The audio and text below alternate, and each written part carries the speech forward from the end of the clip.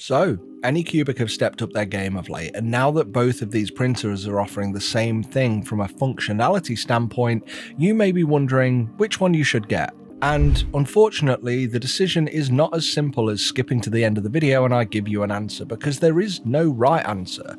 What is right for me may not be right for you. You need to know the differences between these printers so you can make the best decision for yourself. But since I've already made 2 separate videos on both of these machines, I'll be as quick as I can here and focus on the differences. If you want to know any more about these machines, then please check out the individual reviews. Until then, let's get on with it. Hi, I'm Ross, and this is FauxHammer Videos. Right, so these are both similarly sized bed slingers, and they both come as standalone printers or with multi-material offerings. The Bambu comes with an automatic material system, or AMS, whilst the competitor has the Anycubic Color Engine, or ACE. I'll cover the differences of these later, but the point is, both are capable of multi-color filament printing. Let's start outside. So external style differences are down to personal taste. I like both of them, but the Anycubic has a more industrial look, but the silver frame with the small orange elements complement well. The Bambu's light grey chassis is also nice, with subtle green elements to fit in with their general branding style. Where they really differ visually is that the Anycubic still has a lot more of its technical components on show, whereas Bambu has nicely hidden these away and protected them. And when it comes to connecting up accessories, Bambu has cables for connection to the AMS tidally coming out of the back, whereas Anycubic saw fit to just leave the ports on the front, so you do have your ACE cables strewn across your worktop. The control screen of the Bambu is neatly integrated and flips away when not needed, where the Anycubic screen is attached separately and has a loose ribbon cable sticking out the side. I'm sure we can all agree that Bambu has put a little more effort into making a tidier setup. Whether this matters to you though is totally your call. Now when it comes to actually setting up these machines, the A1 comes in 2 main parts, and you do need to do a little bit of building before attaching a couple of accessories. This involves flipping it over a few times to attach the upper gantry to the base, whereas the Kobra 3 combo comes in a larger box, and this is mostly pre-assembled for you. All you need to do is attach the hot end and a few accessories. Neither process is necessarily hard, in fact both are straightforward, but with less flipping to do, the Anycubic takes the win for easier setup. The out-of-box experience on the screen and the whole UI though is quite different. Whilst the Bambu has the smaller display, it is by far the more intuitive option, with sensibly laid out pictograms and text menus, where the Anycubic machine is a little more rough and ready. I just can't get over the use of any alphanumeric keyboard on a screen this big since this side of 2007 when they invented the iPhone. Again though, neither actual setup is hard, they both walk you through the printer self-tests, connection to each brand's cloud service, and your first print. But I'll still easily hand this one to Bambu for the effort they've put into how much tidier and more intuitive this is, even though I'm less likely to use that UI ever again after I get onto the PC app, but that's for later in the video. When it comes to print size, the Bambu's maximum print volume is a fixed cube of 256 by 256 by 256. The Anycubic has a slightly smaller rectangular cuboid of 250 by 250 with a height of 260mm, but this is only a 3.2% difference. I'm not handing this one to Bambu for the extra size because, well, math is doing that for me. Where I want to push it is that because I just prefer cubes to cuboids when it comes to print volume, and the extra value here is that this 256mm cubed is directly comparative to the volume of Bambu's P1 and X1 printers also. I like standards and order, it keeps things simple in an already confusing hobby. When it comes to the hot ends, both printers have made access pretty easy, with compression fit fascias in each unit. The Bambu has a quick release nozzle that you can simply pop out and pop a new one in. The Anycubic is a little bit trickier because you also need to detach a couple of cables to swap out the hot end, but you can just swap out the nozzle itself rather than the whole hot end unit, which can save costs quite a bit. And at the time of recording, Anycubic has not released whole hot end units as an available assortment on their store, but I expect they're coming, though due to the additional hardware and cabling attached, will probably be more expensive than what you can get now for the A1. Both machines come as standard with a 0.4mm nozzle, but on the A1 you can get 0.2, 0.6 and 0.8. It did look like you could get these on the Kobra 3 Combo 2 for a while, but Anycubic have now updated their website and only the 0.4mm nozzle is available. Where I do prefer Bambu's hot end is with material changes. There is visibly less filament purge with each colour change or material change on the A1 than on the Kobra. And one issue I find with the Kobra that still doesn't seem to be fixed is that even if 2 consecutive prints use the same colour filament, the printer will still express a ton of waste as though it has done a colour change, where the A1 will just continue printing the next model knowing the previous colour is still installed. So whilst multicolour printing is already quite wasteful, it's slightly less so with this Bambu printer. But one shining addition is that the A1 has active flow rate compensation, which measures pressure on the nozzle to determine that the flow rate is accurate during every part of every print, meaning there should be no signs of under or over extrusion from this machine. From what I've seen and read of the Kobra, this has no such function, and my prints actually saw several signs of under extrusion even when using default profiles for Anycubic's own provided filaments. But it is still early days for Anycubic, and these profiles can be tweaked by them. When or if they do is something I want to come on to. Both printers come with double-sided textured PEI plates that are easy to slide into place thanks to the cut-in grooves, but the Bambu has a larger selection of build plate surfaces available, including smooth plates and a variety of quirky textures like carbon fiber, diamond and rainbow effect sheets too, which are easily applied as stickers to the smooth steel plate. And because this build plate has remained consistent throughout Bambu's product range, there's a huge selection of third-party plates available for this brand too already. Another feature of both printers, whilst optional on the Anycubic, is the addition of a camera.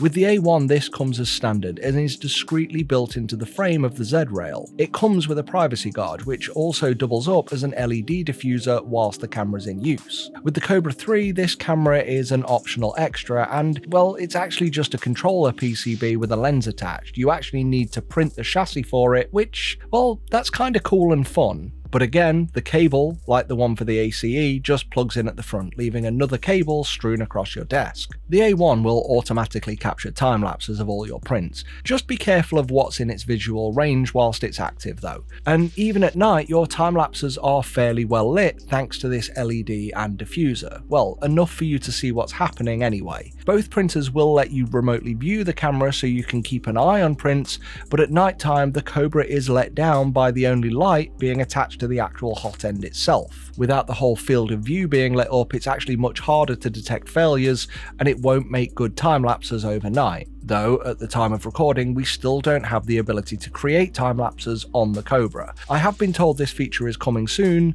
but I was also told that in my review of the Kobra a few weeks ago. But speaking of software, let's have a look at the slicers. Both the Bambu Studio and Anycubic slicer are built off the Prusa slicer. Both are fairly straightforward to use. Your primary options are displayed right at you, and more advanced options are available but tucked away for advanced users. Bambu has the lead on this one, but mainly because they've had a massive head start. Their software has remained consistent since its initial release, and they clearly thought about, designed and delivered a user-oriented workflow. The Anycubic slicer is still just a bit of a way off. It's not terrible and it's slowly getting better, but slowly. Though it's clear that it's just not getting as much love put into it as Bambu Studio. Look at it this way, Bambu Studio is such a good branch of Prusa that it now has its own child, which is Orca Slicer, possibly the best and certainly the current most popular slicer for most users in this niche. And I doubt there will be a future where someone wants to branch off Anycubic slicer.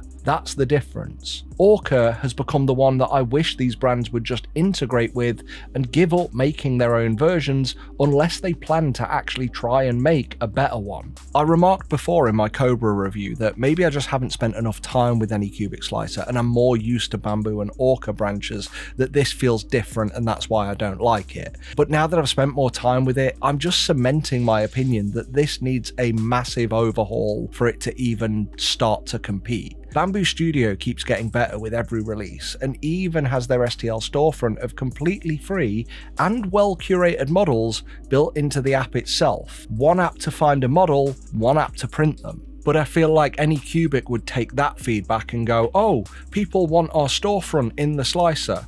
No, we want a good slicer first, then think about adding your storefront to it. Each brand has a phone app, and these are just echoes of the slicer, with the Anycubic app being quite a bit more messy than Bambu Handy, which, yeah, is a stupid name. But this is likely because Anycubic have tried integrating with various weird and wonderful types of printer into this app over the years, including a mix of FDM and resin, and Bambu only have 5 FDM printers to worry about, and all of them are kind of the same thing. Nevertheless, Bambu have built upon a solid foundation, whilst Anycubic have been scrambling since day one. Now, when it comes to the multi-material units, which are nowadays hot trend, Anycubic has brought some much desired functionality that Bambu have yet to deliver.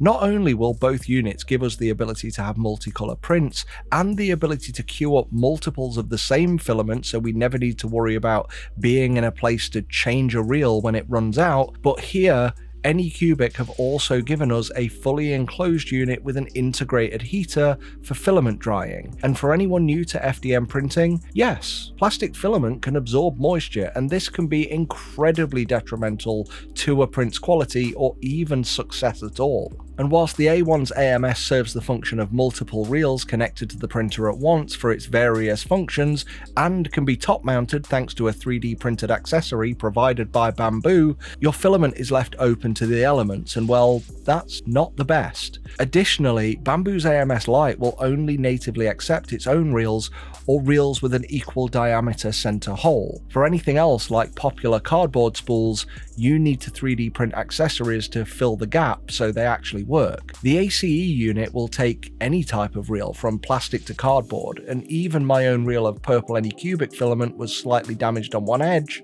but the unit had no issue feeding or attracting this colour. Anycubic has said they will allow up to 2 ACE units to work with the Kobra 3 when they release their upcoming hub, which will allow up to 8 colours on one machine, but we've heard nothing similar from Bambu despite the A1 clearly having 2 ports you can plug your AMS Lite into.